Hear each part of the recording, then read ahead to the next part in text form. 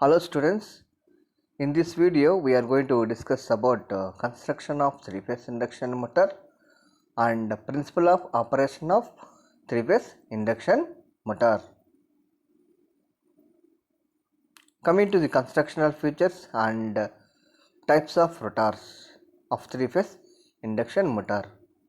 So as usual, three-phase induction motor consisting of mainly two parts, one is stator, another one is rotor. So stator is a stationary part which consisting of armature winding. Rotor is a rotating part which consisting of rotor winding. But in three-phase induction motor, rotor does not have any external connection. In this motor, the rotor voltage and current which is induced from the stator supply itself. So that's what this type of motor is known as induction motor, since rotor current and rotor voltage which is induced from the stator.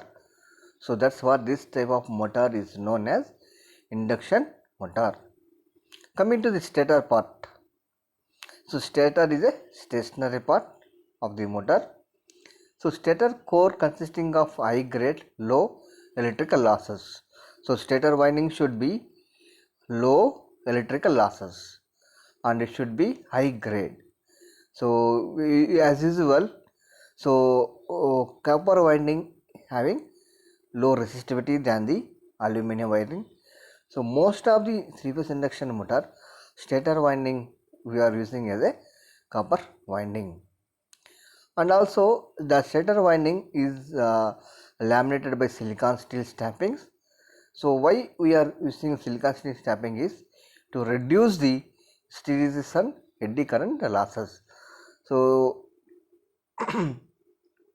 finally what we can say that by laminating the stator core we can reduce the iron losses. Iron losses are hysteresis and eddy current losses. The thickness of the stampings should be 0.35 mm to 0.65 mm. So stamping means it is like a varnish, it is like a paint. So we need to apply the stampings on the stator winding. By that we can reduce the iron losses. Next one, coming to the synchronous speed. The motor attains the synchronous speed, then we can get the maximum efficiency from the induction motor. The induction motor synchronous speed should be ns. We are denoting with ns. So ns is equal to 120 f by p. So the synchronous speed. So what we can write? So this should be 120 f by p. Right? So here f is equal to supply frequency, p is equal to number of poles. It is measured in terms of revolutions per minute, rpm. Next one, the gap between stator and rotor is known as air gap. For small size induction motor, the gap between stator and rotor is, that is air gap is 0.3 mm to 0.6 mm. For large size induction motor, the gap is 1.0 mm to 1.5 mm. So why we have air gap is, so to rotate the rotor in induction motor and to circulate the magnetic flux uniformly in induction motor, so that the air gap will be there between stator part and rotor part.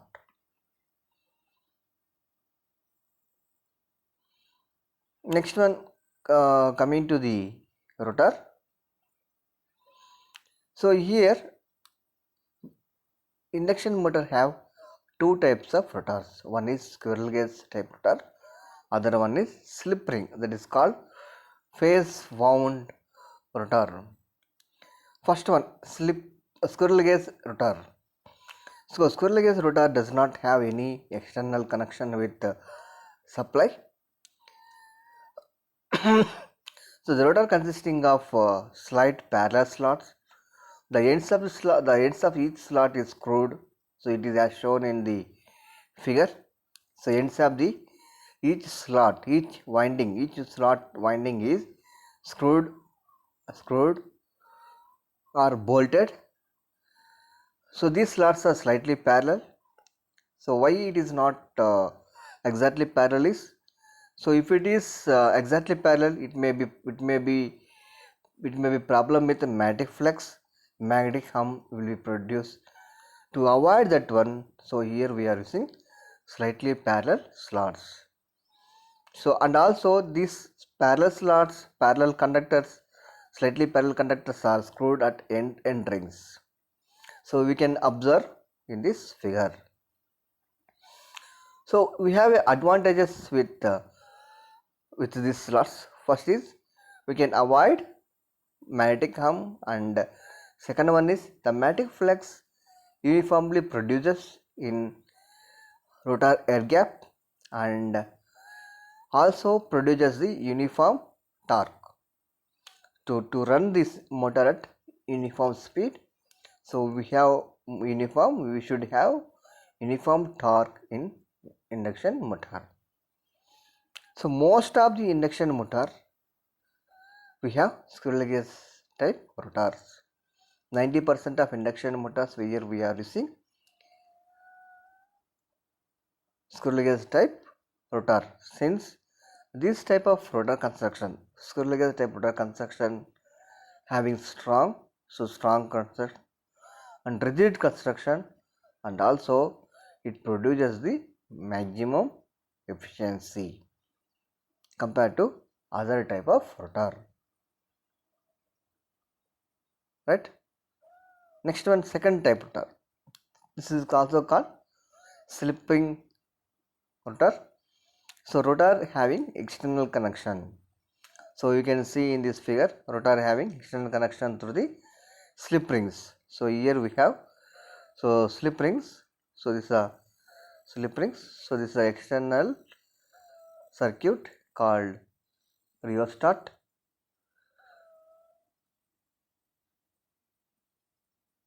So here this rheostat is connected through the slip rings. So this phase wound rotor especially we are using in speed control of induction motors. So at the time of starting, the highest amount of resistance is connected to the rotor circuit, and the current flowing in the rotor circuit will be less. That's what it runs at very less speed. Once the rotor resistance is reduced to the zero, so here from here to here, so it will be off. So from on position to off position, so here it will be off. So once rheostat is gradually reduced to the zero resistance, then the rotor attains the synchronous speed, the maximum speed it will run. Then this slip ring rotor or phase wound rotor acts like a squirrel cage type rotor. So automatically the slip rings will be disconnect and the slip rings will be short circuited. Then this rotor acts like a squirrel cage type rotor.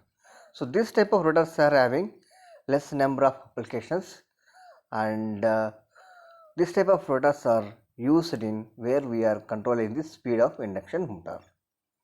So those applications we will use this type of rotors, right? So at the time of starting, highest resistance is added, then synchronous motor will be runs at less speed. Once rotor resistance is gradually reduced to the zero position, then this motor will attain the synchronous speed, maximum speed. Then so these slip rings will be automatically disconnect from the supply. Then this slip ring induction motor acts as a squirrel cage type rotor. So this is about constructional features and types of rotors. And coming to the principle and operation. So principle of operation.